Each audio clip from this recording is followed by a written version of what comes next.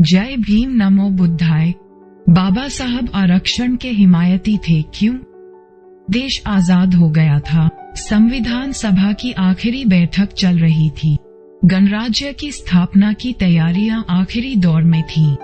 संविधान सभा में राय बनी कि मामले पर बहस का समापन बाबा साहब भीमराव अंबेडकर करें और उन सवालों का जवाब दें जो इस सिलसिले में उठे थे। जिस व्यक्ति को सिर्फ ड्राफ्टिंग का जिम्मा दिया गया था, उनके लिए ये गौरव का क्षण था। 67 साल बाद भी दलितों को क्या मिला है? चमार रैप, ये किस बदलाव की आहट है? संविधान की ड्राफ्टिंग से आगे बढ़कर बाबा साहब उस समय तक देश के प्रमुख राष्ट्र निर्माताओं के तौर पर गिने जाने लगे थे।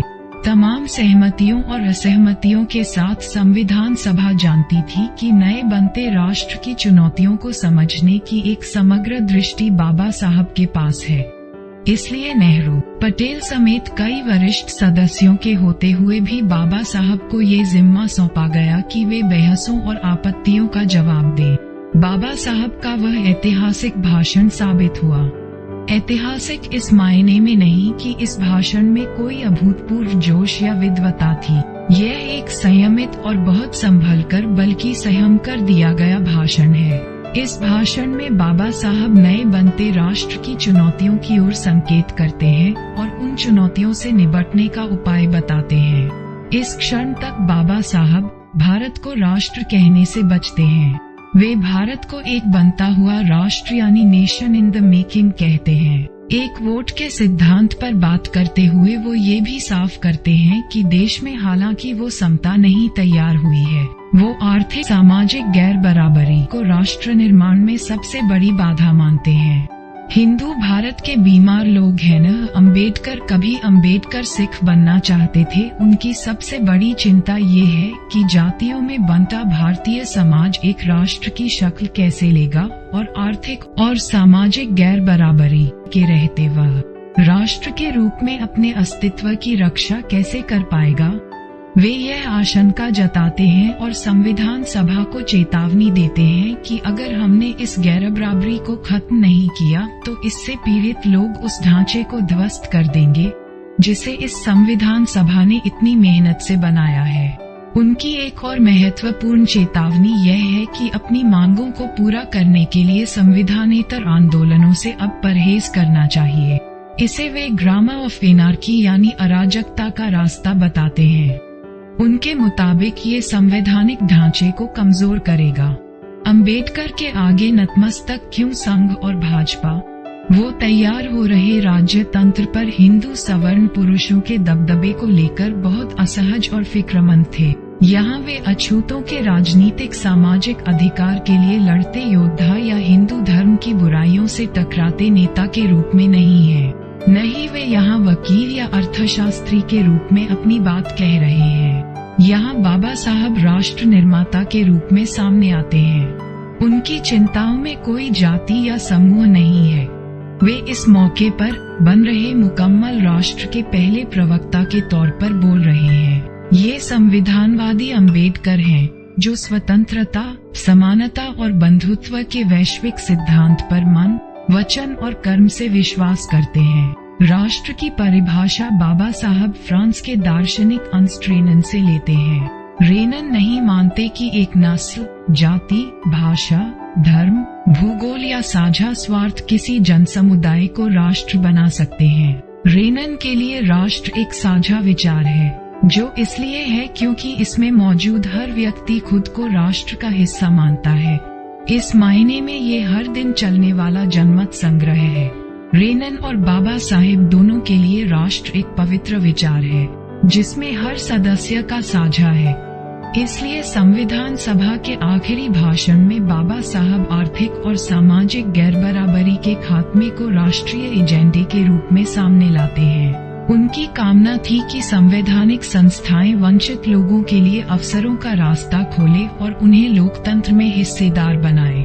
राष्ट्रीय एकता के लिए ये बेहद महत्वपूर्ण है। इसलिए संविधान के मूल अधिकारों के अध्याय में अवसरों की समानता के सिद्धांत को स्वीकार करते हुए भी विशेष अधिकार का प्रावधान किया गया है। आरक्षण का सिद्धांत वहीं से आता है। ये करोड़ों की आबादी वाले भारत में वंचित जाति समूहों के हर सदस्य को नौकरी देने के लिए नहीं है।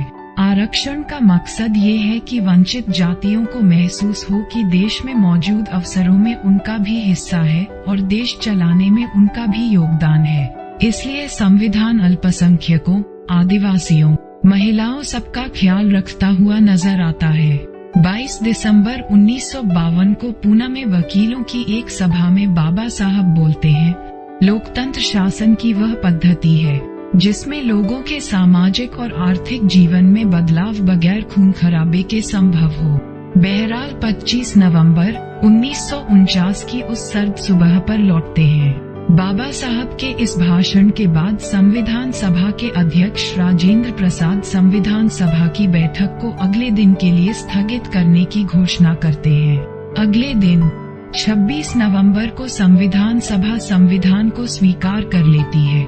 2 महीने बाद 26 जनवरी 1950 को भारत के लोग खुद को अपना संविधान सौंपते हैं और गणराज्य बन जाते हैं। लेकिन उसके बाद की कहानी एक विराट मोहभंग की कहानी है। बाबा साहब ने उसी दिन कहा था कि हम सबसे अच्छा संविधान लिख सकते हैं, लेकिन उसकी कामयाबी आखिरकार उन लोगों पर निर्भर करेगी जो देश को चलाएंगे। गुजरात में दलित आंदोलन गणराज्य की स्थापना के 67 साल बाद भी सामाजिक और आर्थिक गैर बराबरी को खत्म करने का एजेंडा पूरा नहीं हो सका है। असमानता पहले से ज्यादा विकट हुई है। पूर्वोत्तर, कश्मीर और मध्य भारत के बड़े इलाके असंतोष के कारण हिंसाग्रस्त हैं। जाति अपने विकराल रूप में मौजूद है। यूनिवर्सिटी, कॉर्पोरेट जगत, मीडिया, संस्कृति और नौकरशाही जातिवाद के नए गढ़ हैं। भारत मानव विकास के तमाम मानकों पर दुनिया के सबसे फिसड्डी देशों में एक है। ये ग्लोब के सर्वाधिक अंधेरे कोनों में से एक है। भारतीय लोकतंत्र को और सुंदर होना चाहिए था। देश चलाने वालों ने बाबा साहब को निराश किया है। ये संविधान सभा और बाबा साहब की कल्पना का राष्ट्र नहीं है। ऐसा क्यों हुआ और इसके जिम्मेदार कौन है, यह एक और बहस है।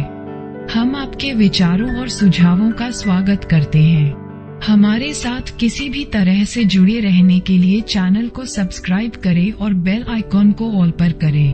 जब भी इस चैनल पर वीडियो अपलोड करें तो आप तक सबसे पहले पहुंच सके, और आपको वीडियो अच्छा लगे तो वीडियो को लाइक, शेयर और कमेंट करना ना भूले। जय भीम, नमो बुद्धाय, धन्यवाद।